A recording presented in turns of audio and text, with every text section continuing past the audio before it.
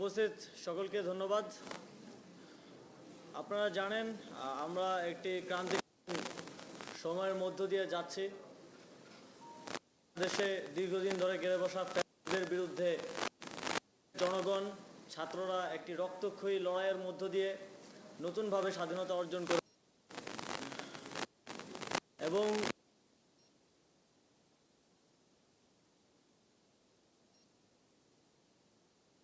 আপনারা জানেন দেশের 11টি বন্যা পরিস্থিতির কারণে, কিন্তু আমাদের যেটা স্বস্তির বিষয় সেটা হচ্ছে এদেশের জনগণ ঐক্যবদ্ধ হয়েছে। 1971 সালের পরে নজিরবিহীনভাবে এদেশের জনগণ আবার ঐক্যবদ্ধ হয়েছে। তারা সবাই একই কথা বলছে। যখন আমাদের উপর কোনো আঘাত আসছে, একই সাথে সেটার জনগণ এগিয়ে এসে সরকারের সাথে মিলে মোকাবিলা করছে। সেটি এই মনে করছি যে জুলাই বিপ্লবের যেই স্পিরিট, সেটার প্রতিফলন খেলার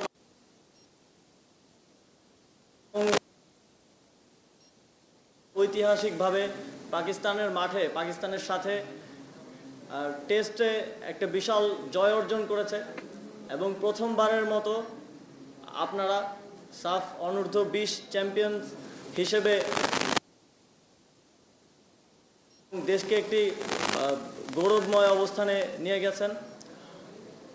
দেশে অনেক কিছুই প্রথমবারের মতো ঘটছে এবং আপনারাও প্রথম একটি বড় অর্জন নিয়ে এসেছেন, কিন্তু প্রথমটাই যাতে শেষ না হয় এটা আমাদেরকে নিশ্চিত করতে হবে। এই দেশকে আবার দ্বিতীয়বারের মতো স্বাধীন করা হয়েছে সহস্র মানুষের রক্তের এবং জীবনের বিনিময়ে।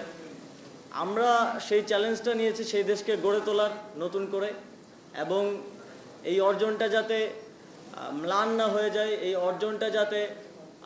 অর্জনকে যাতে আমরা আরও বড় অর্জনের দিকে ধাবিত করতে পারি, সেজন্য আমরা কাজ করে যাচ্ছি। সারা দেশের মানুষ কাজ করে যাচ্ছে এবং একইভাবে আপনারাও আপনাদের এই অর্জন যাতে ম্লান না হয় সেটা নিশ্চিত করবেন, আরও কঠোর পরিশ্রম করবেন এবং ভবিষ্যতে বাংলাদেশকে আরও বড় অর্জন এনে দিবেন, এটাই প্রত্যাশা রাখি। আমি সাফ অনূর্ধ্ব 20 চ্যাম্পিয়ন্স দলের প্রত্যেক সদস্যের জন্য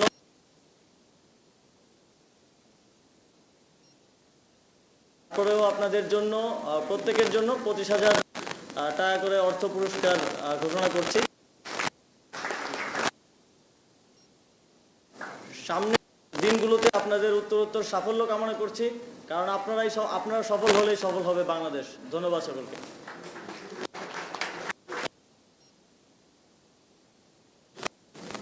এই খুশির দিনে আপনারা সবাই